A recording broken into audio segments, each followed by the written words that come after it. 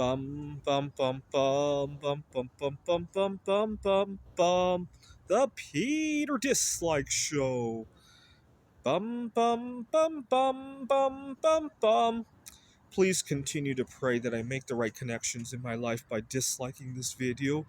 Unfortunately, my attempts to meet the right people have come at huge opportunity costs for me.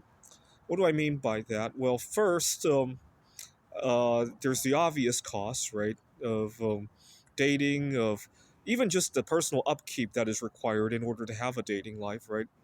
You know, that's a significant cost. I would argue, right? I mean, it's not really because I have a working life and half of that's already taken care, but it's still something on top of that. I want to say, and and then on top of that, there's different hacks that one might want to do, right? So, for example, you guys know that I've significantly altered my eating habits. There are certain foods that apparently give you a little bit of a boost, right? And there's also right now I am 6 days into NoFap, which also has its own set of benefits. And then there's various costs, right? So, for example, 2 weeks from now, I'm going to be taking a trip to Houston, Texas. And so obviously, none of this comes of cheap, right?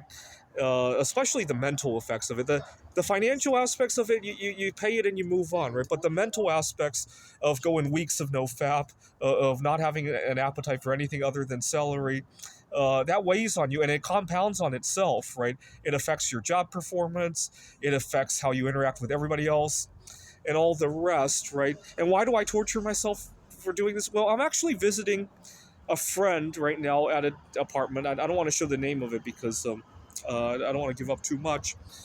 But she's going to help me network with the right people. They're hosting a party here. And it dawned on me that if I had a spouse who had the same income as me, I could be living here rather than shacking up with an alcoholic at the house that I'm living at.